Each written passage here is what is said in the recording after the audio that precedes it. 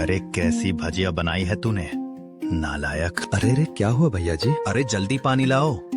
अरे भैया पानी तो खत्म हो गया है, मैं अभी कुएं से लेकर आता हूँ। तो क्या तब तक मैं खांसता ही रहूंगा? मनसुख जल्दी से उठकर अपनी साइकिल में लगे कैन से थोड़ा दूध लेकर आता है। लो भैया, इससे तुम्हें राहत मिलेगी। वो आदमी जल्दी से दूध पी लेता है और उसकी खांसी रुक जाती है। अब जाकर आराम मिला, तुम्हारा धन्यवाद। कोई बात नहीं भैया, इंसान ही इंसान के काम आता है ना। ये लो भैया आपकी भजिया। अच्छा मैं भी पानी भर के लाता हूँ, कहीं किसी और को जरूरत पड़ी तो पहले से रहना चाहिए ना। भजिया वाला वहाँ से चला जाता है। जब भजिया वाला चला जाता है तो मनसुख को अकेला पाकर वो गुंडे जैसा दिखने वाला आदमी उससे कहता है, काफी शुद्ध दूध बेचते हो, क्या क्या मिलाया था दूध में? ये सुनकर मनसुख सकपका जाता है और भजिया उसके हाथ से गिर जाती है। क्या मतलब है तुम्हारा? मतलब ये कि ये दूध तो बहुत मिलावटी था, चक्कर ही पता चल गया। आज तक गांव में कोई भी मनसुख के मिलावटी दूध का स्वाद नहीं समझ पाया था और इस नए आदमी ने एक घूंट पीकर ही समझ लिया। मनसुख बहुत घबरा जाता है। देखो भैया, इस बारे में किसी को कुछ मत बताना, चाहो तो मुझसे कुछ पैसे ले लो, मेरे सालों का बना बनाया धंधा है, इसे चौपट मत करना। अरे हम तुम्हारा धंधा चौपट करने नहीं आए हैं, बल्कि हम तो तुम्हारे धंधे में 4 चांद लगवा देंगे। क्या मतलब है तुम्हारा? देखो भाई, मिलावट तो तुम कर ही रहे हो, तो हम तुम्हें मिलावट से कुछ अलग करने को नहीं कहते, तुम बस अपने दूध में ये मिला देना। वो गुंडा मनसुख के हाथ में एक पाउडर की पुड़िया थमाता है। ये क्या चीज है भाई?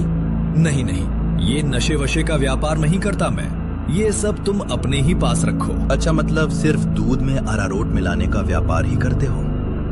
चलो ठीक है, कोई बात नहीं। हमने सोचा था तुम भी 4 पैसे ज्यादा कमा लो, मगर ये तो अपना अपना भाग्य है। क्या? अरे मैं तो मजाक कर रहा था, मैं तैयार हूँ भाई।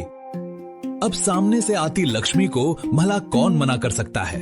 लाओ लाओ पुड़िया इधर लाओ। या हुई ना बात, तो फिर ये लो, इस एक पैकेट को एक बड़े दूध के केन में मिलाना, इससे कम या ज्यादा में नहीं, तभी स्वाद में किसी को अंतर नहीं पता चलेगा। और हाँ, इसे मिलाने के बाद तुम्हारे दूध की डिमांड गांव में 4 गुना हो जाएगी। लोगों को ये बहुत अच्छा लगने लगेगा और चाहकर भी बिना इसे कोई पिए रह ही नहीं पाएगा। एक पुड़िया का 1000 रुपए है। अरे अब ये तो बहुत ज्यादा है भैया। ज्यादा लग रहा है, चलो कोई बात नहीं, मत खरीदो। अभी ये भजिया वाला आएगा ना तो इसे ही बेच देंगे, ये तो खुशी खुशी 1000 रुपए में खरीद लेगा। अरे अरे नहीं, रुको रुको, मैं देता हूँ ना पैसे, ये लो। शाबाश, चलो अगले हफ्ते मिलते हैं। मनसुख की साइकिल ठीक हो गई थी और वो पुड़िया लेकर वापस घर जाता है। जब मनसुख दूध में पुड़िया मिला रहा था तभी वहाँ पर मीना आ जाती है। अरे ये आप क्या कर रहे हैं जी? ये अब है जल्दी से अमीर होने का शॉर्टकट। अब बहुत हुआ अरारोट मिलाना, अब देखो कितनी जल्दी हम अमीर होते हैं। अरे वाह, आप तो बहुत समझदार आदमी हैं। कितना अच्छा हुआ जो मेरी माँ ने आपसे मेरी शादी करवाई। अच्छा, काश मैं भी ऐसा ही कह सकता, भाग्यवान। जी क्या? मैं समझी नहीं। नहीं नहीं, कुछ नहीं। अच्छा ठीक है, मैं खाना बना रही हूँ, आप जल्दी से हाथ मुंह धोकर आ जाइए। एक हफ्ता बीत गया और मनसुख के दूध की डिमांड वाकई में बढ़ गई थी। उसे अच्छा खासा मुनाफा होने लगा था और उसका लालच भी अब 2 गुना हो गया था। मुझे कम से कम 10 पुटिया दे दो। लेकिन हमेशा संभल कर इसका इस्तेमाल करना। कुछ भी हो जाए, हमने जितना बोला है उससे ज्यादा पाउडर मत मिलाना दूध में, वरना लेने को देने पड़ सकते हैं। हाँ हाँ, मैं ध्यान रखूंगा। मनसुख रोज की तरह सुनीता काकी के घर में दूध देने जाता है और आवाज लगाता है, हे काकी आ जाओ, दूध ले लो। मनसुख के आवाज लगाने पर अंदर से सुनीता काकी की जगह एक जवान लड़का आता है। लाओ भैया, दूध मुझे दे दो। अरे आप कौन है?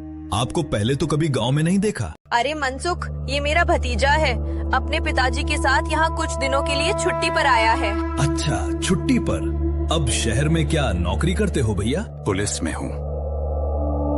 पुलिस का नाम सुनते ही मनसुख घबरा जाता है और उसके हाथ से बर्तन छूट जाता है, सारा दूध नीचे गिर जाता है। अरे अरे, ये क्या हो गया?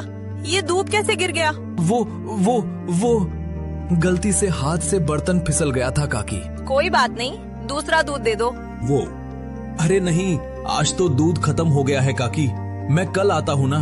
अच्छा अब मैं चलता हूँ। इतना कहकर मनसुख जल्दी से वहाँ से भाग जाता है। मनोज और सुनीता दोनों को मनसुख की ये हरकत बहुत अजीब लगती है। इसे क्या हो गया? इसने ऐसा तो पहले कभी नहीं किया। होगी जरूर कोई बात। खैर चलिए अंदर चलते हैं। उधर मनसुख रास्ते में खुद से बात करता है।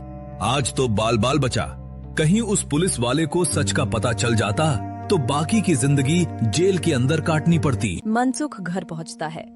अरे क्या हुआ जी, आप ऐसे हाफ क्यों रहे हैं? फिर से कुत्तों ने दौड़ा दिया था क्या? अरे चुप करो तुम, तुम्हारे ही बोलने की कमी